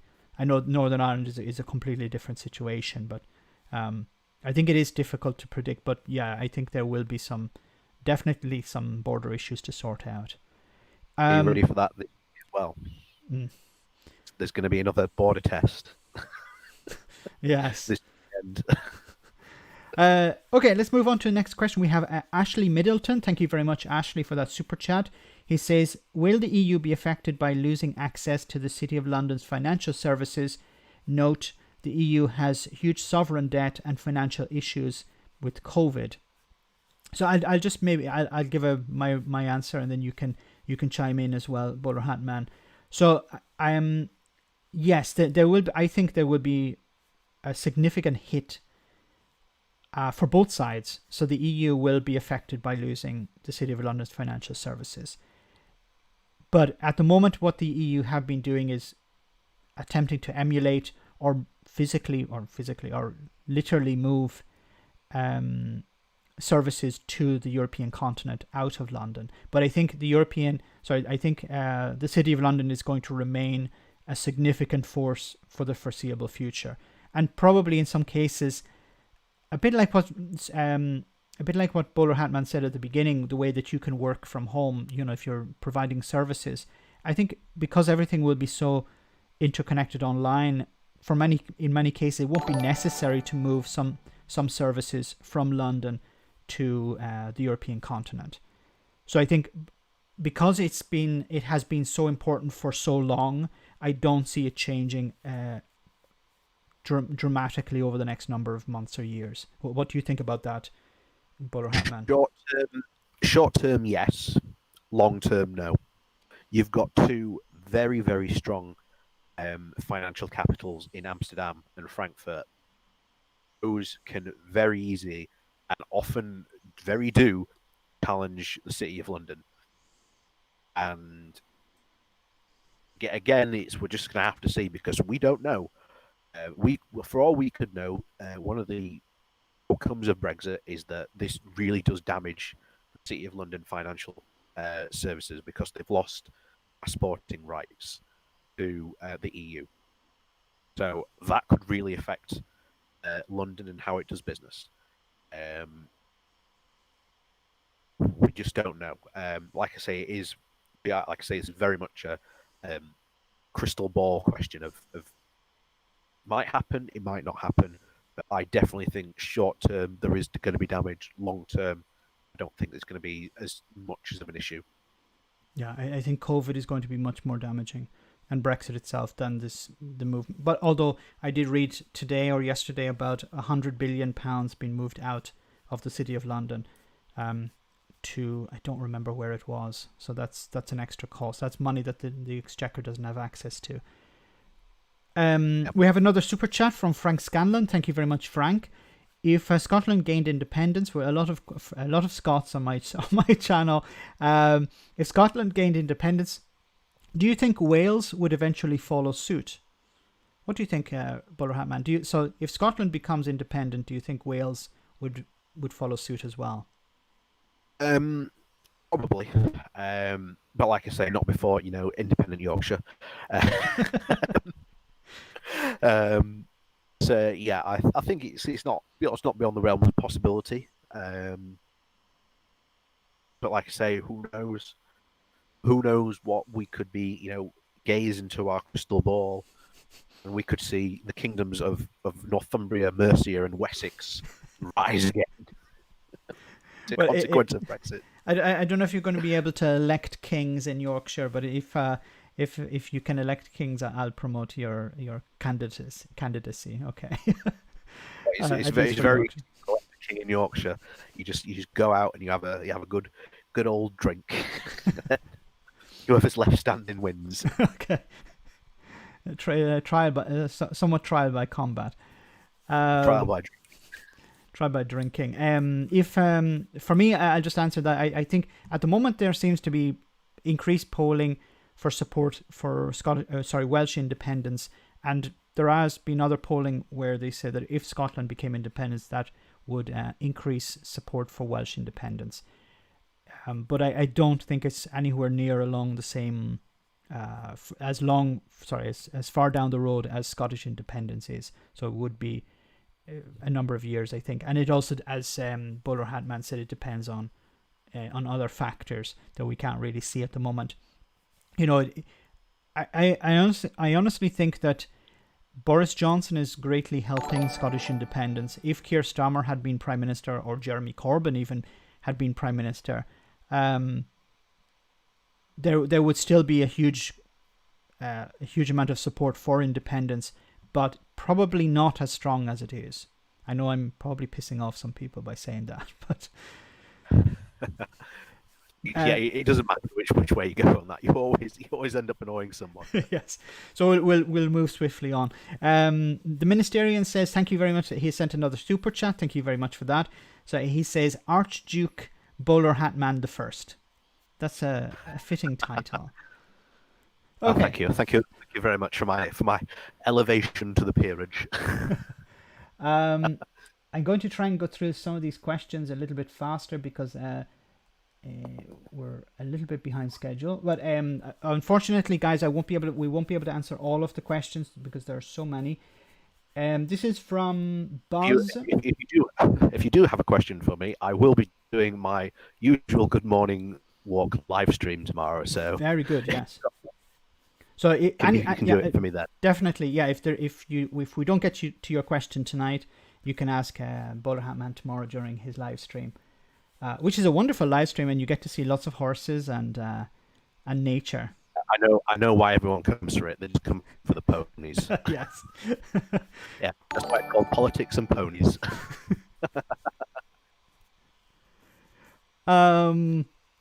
You should also do one in a pub, I think. Well, no, I think the I pubs will. are closed at the moment. So. That's to be honest what I'd actually like to do. Because I've actually got a friend who's very big in digital law. He was actually one of the UK's first digital lawyers. Wanted for ages to get him and do an interview with him. So I think getting him in a pub would be fantastic, because I think data and digital stuff is one of the stuff we don't talk about. For example, there was a court ruling called Steinman's 2, I think it's called. I might be mispronouncing it. But what it essentially did was it put a digital barrier in the Atlantic, cutting off the EU and the US for digital rules and privacy and things like that. Think of it as a trade, as a barrier to trade. That's the best way to think of it. And after January the 1st, there's now that wall goes up between the EU and the UK. So that could cause potential problems for data transfer and data services. Can I ask a question? It's not related to the questions here, but what do you see as the future for your channel? Do you have a plan, really? Or are you just winging it? I don't know. Probably just winging it, but I've often thought, again, if I ever had like a backer or money to do it, I would love to create I've heard of the Young Turks in America. I would love to create a UK version of like the Young Turks, and we have like a proper good alternative lefty news channel in the UK, because I think that's very much needed and it just doesn't exist at the moment. The Young Northerners? Yeah, potentially. there I know of a few candidates, so that could be definitely a good idea. Yeah. You need to get Aaron Banks maybe to fund it. Yeah. All I have to do is just recant my pro Remain stance. Yes. Don't worry, others already have. Okay. That's what I think. If I did that, what would I? How big a bump would I actually see in my viewership? If I actually did that, would that actually be a positive or a negative for my channel? No, in serious, like all seriously, there are people like ex-leftists or ex-liberals. I don't know if it's so much a big thing in the UK, but it definitely is a big thing in America on American YouTube. You have a lot of these. I used to be a liberal or I used to be a leftist, and what they do is they're basically conservatives who pretend to be ex-leftists, and they just criticize the left, and they're really popular because it gives the people on the right a sort of justification. I think it gives them it gives them the impression that their positions are validated in some way. Look, even the left are abandoning the left to our side, something like that. But there are hundreds of them, and some of them are massive. Tim Pool, for example, is one. I don't know if you're familiar with Tim Pool. Yeah, I know. Was it the Fool Dim Tool? Okay, we have some more super chats. Thank you very much, J3. Thank you very much for that. Is Morgan? He's giving me some information about what I was saying. Morgan Stanley moved £100 billion of assets to Frankfurt. No, this will be devastating for the city. To the city, majority of the bank's asset management has moved.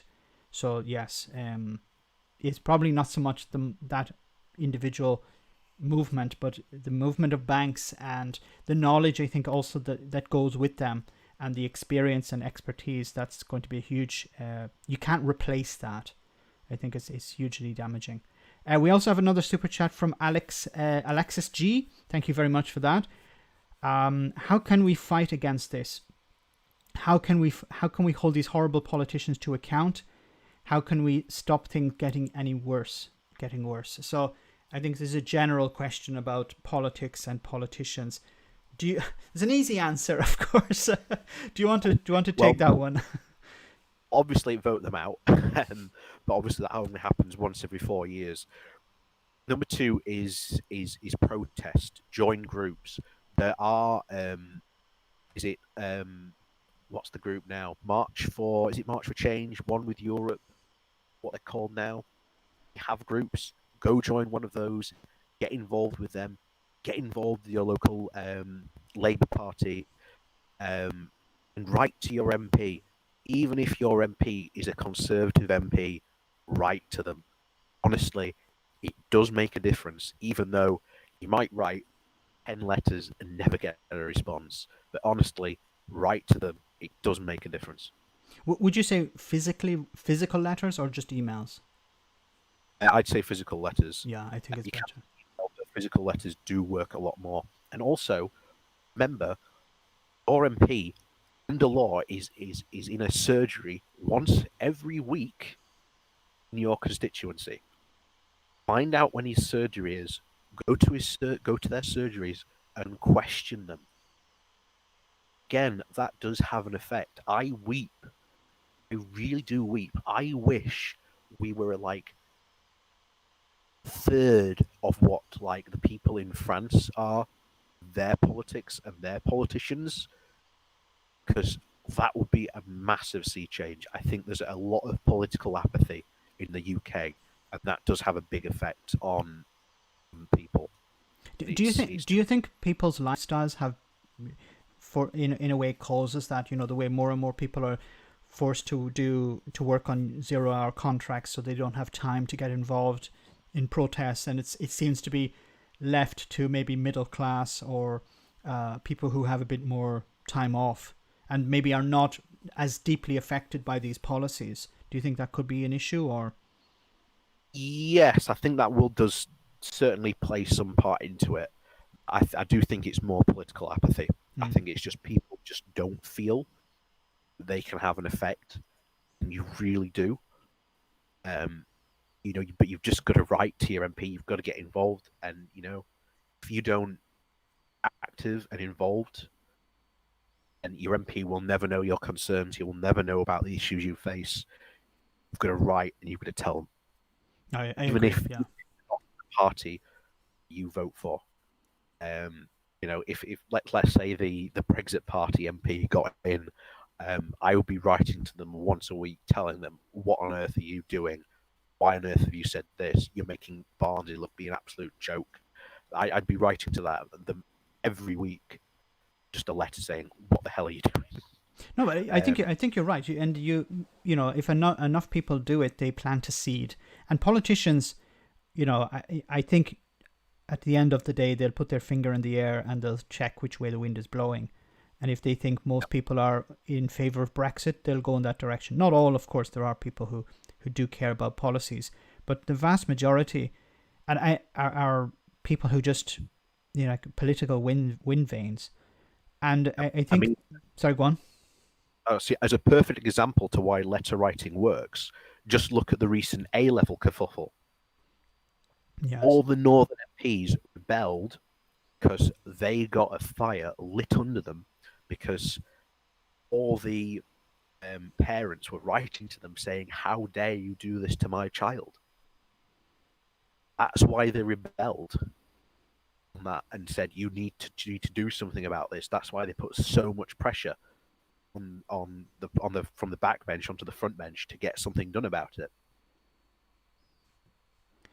If we could mobilize that sort of anger for other issues, it would be a sea change as well, I think. Yeah, and I think the idea of Boris Johnson has his 80-seat majority, but if you have to put pressure on those MPs or your local MP to do something. I think protesting on the street doesn't really make any difference. I think it highlights the issue. It's good at highlighting the issue, but it doesn't change the minds of the politician. We saw that with the people's vote. We saw that with Brexit. We saw that with many issues. The politicians don't, unless they feel that their seat is at risk, I don't think they're going to budge. Okay. And that's why going to see a lot of activity from the Northern Research Group, especially coming years. The English French, we could say. You turn up with your tractors and lots of manure. Robin Lewis, thank you very much for that super chat. When you buy a pizza from it, I want my money back. I don't understand that comment. Okay, but thank you very much for that super chat, Robin. Let's move on to I think we'll probably do 2 hours here, so we have another maybe 10 minutes if that's okay with you, Bolerhatman. We'll go through some of these questions quickly. Sorry. Let's rattle through them. Yeah. Just to let you guys know, after the stream, there is on Discord we're having. Well, I'm talking with the people who are patrons. We have our Discord post-stream chat. So I don't know if Bolerhatman, if you want to join with us as well, you're free to. If you have other things to do, don't worry. Let's move on to the next question. This is from Artemis. Artemis, I don't know if you're familiar with Artemis. She often calls James O'Brien into his show, and she has a conversation with him from time to time. So Artemis says, when the chaos of Brexit becomes reality and people are poorer, recession is in full swing, do you think that the Tories will be able to get away with blaming COVID and everyone else? I know that this was insane, that they were voted in after 10 years of austerity, but they could manage it again in 2024. What do you think? They will do it, obviously. It's a question of how long they can get away with doing it before it becomes too obvious. It's their fault and it's their policies that are making things worse, really. Yeah, I agree. I think they'll blame whoever they can, and they continually move from blaming one to the next. So I think the idea that they'll blame COVID for as long as COVID is around, and then when COVID is off the table, they'll start to blame someone else. But I think it will always be about blaming someone else. So, on my channel, somebody was writing comments about blaming Remainers. Like if Brexit doesn't work, it's the Remainers' fault. I can't get my head around that. Yeah, I wouldn't put it past them to do it. They'll find someone to blame. Okay, let's go on to the next question. Sorry, where there's blame, there's claim. Yes. Let's move on to the next question. This one is for myself. I wonder what Max thinks about Mogg, Johnson, Farage, especially Commons, actually want to happen. What's their end goal? They're already rich. I don't take the more money really explains it. There's some ideology or meaning framework that they're running in their minds. What does Max think about it? So I'll also leave it open to you as well, Bolerhatman. But yeah, so money isn't the motivation. I don't know. I'm not sure if money is the only motivation, but money is a strong motivation for the likes of Jacob Rees-Mogg, because he's interested in making lots of money out of Brexit. So I think that's one aspect. But I think for the likes of Farage and maybe Boris Johnson, maybe money isn't the main motivation, but it's about prestige, it's about power, it's about recognition, it's about attention. For like, you know, these people could easily, you know, go and live in the Cayman Islands and drink martinis every morning, but they don't do that. They want something else. And money, you know, they have enough money. Well, of course, they'll never have enough money in their minds, but I think it's about prestige. And I was actually thinking about this today, how maybe someone should have said to Boris Johnson some years ago, you know, if you play your cards right, you could become the next president of the European Commission. You know, when the UK was a member of the European Union. And Boris probably would have gone along with that. It was okay, I'll become an arch Remainer, and I'll convince people that I should become the next president of the European Commission or whatever. I think because I think when Boris goes to Europe, and I noticed that when he was speaking to Ursula von der Leyen, he had maybe it was an envy or something. I don't know. He liked being there. he likes to be the statesman, and maybe that's what he wanted as prime minister, to become the international statesman. What do you think about that? I'll leave that open to you as well, Bolerhatman. What do you think is their motivation? Is it money? Is it fame? Is it something else? I think it was best put in a book called The Great Brexit Swindle by T.J. Coles. And he put it in the best way to explain it like this. The UK as a whole is a pie. When it leaves the European Union, that pie grows smaller. But these Brexiteers, because it grows smaller, doesn't matter to them. They get to have a bigger slice of that pie. And that's what it's about. So it's about influence or power, yes. Influence, power, money. Very good. Okay, let's move on to the next question. This is from Yoni, which is for Bolerhatman this time. Which paper do you think will be the first to break out this is not the Brexit I voted for headline? The Express? I'm thinking either it's going to be a toss-up between the Daily Express or the Daily Mail. It's going to be one of those two. Like I say, I'm waiting for it, and I've got specifically a space on my wall for it. I'm going to frame it because I called it. Yeah, I think it's one of the two. Let's move on to the next question. We have from Supra. We have, do you think that Westminster and other groups will do whatever it takes to stop an independent vote for Scotland, even if it means playing dirty by using services like MI5 to discredit key players in the movement? Or is that falling into conspiracy theory territory? Now, as someone who was an expert on conspiracy theories in the past, or maybe still, what do you think? Do you think that there is a secret society trying to undermine Scottish independence in England, or what? Oh, essentially. As much as I like Scotland and I really liked going to Edinburgh, especially for Burns Night. I love Edinburgh, going to Burns Night. It's amazing. Love dancing a ceilidh. Scotland just isn't as important as a lot of the Scottish people think it is. I know that might hurt. That might sting. It's not as important. But again, that goes for all the conspiracy theories of, no one's really going to want to know what's going on in Keith, who's 65, who's an anti-vaxxer who thinks that going to get microchipped by the vaccine. No one really cares. But I don't think. I think that's a bit conspiratorial thinking. But like I say, there is already the Union unit in Downing Street that's dedicated to keeping the Union together. I don't know. Probably not. Like I say, I think it's more conspiracy theory than anything. Okay. And I think we'll just finish with one more question tonight. Apologies to everyone if you didn't get your question asked. This is from Verti, and he says, how will the pound fail after the 1st of January, when the on the 4th of January when the markets open?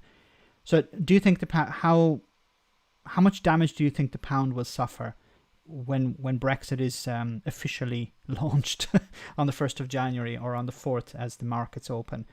Do you see a massive crash? Well, according to the government's own assessment, a soft Brexit would have been 2% GDP. A Canadian-style agreement, or Canadian Plus, as it was called back then, would have been about 5% GDP. And a no-deal Brexit would have been, a conservative guess, but this would have been about 8. However, there are other economists who say 12. And bear in mind that we are already under the worst recession for 300 years because of COVID, and because COVID has damaged other countries' economies, yes, but why has it damaged ours so significantly? It's because of Brexit, undoubtedly.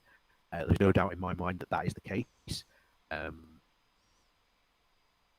Yeah, it's really not going to be good. Really not going to be good next year. I think that, it's a perfect storm. You have Brexit, you have COVID, and then you also have a weak pound at the moment, and then you have massive borrowing. It's going to be a very difficult number of years going forward, and I actually we rely. Sorry, if I think there was I can't remember which story went over recently, but we rely on the good trust of people to lend us money and borrowing. And if people stop lending us money and lose faith in the UK, we are in trouble. Serious trouble. it was the reason the UK joined the European community in the first place, because of the economy. So. Entire scenario. So let's say we're just over 2 hours, just over 2 hours. So we're going to end it here. So I want to say a huge thank you to Bolerhatman for coming on the stream tonight. It's been a huge pleasure for me. It's the very first real online live interview I've done with someone like this. He's an amazing guy. Thank you so much for doing that. Thanks for having me. That's great. It would be great also if we can get some more like-minded people going forward as well. We could do some another combination of this. I think it's worked out pretty well. We had some sound issues, but we managed to get it sorted out and get your point of view across. So I want to say a big thank you to everyone who's come on the stream and liked the stream. Everyone who sent in a super chat, thank you so much for that, and for supporting the channel and for supporting the stream tonight. Apologies for not being able to get to everyone's question. If you have a question for Bolerhatman, of course, he will be doing his live stream tomorrow morning. 8 o'clock. 8 o'clock. Fantastic. Okay. 8 o'clock-ish. Yeah. You have to get your coffee, you know. Well, this is what happens when you start a live stream in the summer, when it's right in an area, 8 o'clock, and then all of a sudden it gets to winter and you're like, oh, I have to get up. You have to get out the ice scraper. Yeah. I have to put on my wellies. So thank you so much for coming on the stream. So we're going to end it in a moment now. So thanks once again to everyone. I hope you'd enjoyed it. If you did, maybe you can put some pressure on other like-minded YouTubers to join in as well. And best of luck with the channel, Bolerhatman, and I look forward to the live stream and to more of your videos. To come and talk to you. Yeah, no, that's my goal at the end of it. I want to get Jeff Taylor or or other Brexiteers onto the stream to explain the benefits of Brexit. It might be a short conversation. I really do. I feel like I'm missing out on not knowing who Jeff Taylor is. No, you have to check him out. He's an interesting individual. Okay, thank you so much. And if anyone would like to join us on Discord, if you're a patron, you can access the Discord server after the stream. And we're going to end it here. So thanks very much. And I'll see you all next Tuesday. Same bat time, same bat channel, 9:30 Greenwich Mean Time for the next stream. Have a great weekend, guys. And thank you all for coming along. Take it easy. And as Boris Johnson always says, stay alert. Do you want to say something, Bolerhatman? Yeah, thanks for having me, Max. It's been absolutely rip-roaring all the time. And yeah, I'd love to do it again sometime. Definitely in the future. Maybe in a post-Brexit UK. Okay. Thank you very much. Yeah. Great. Thanks a lot. Okay. Let me just end this.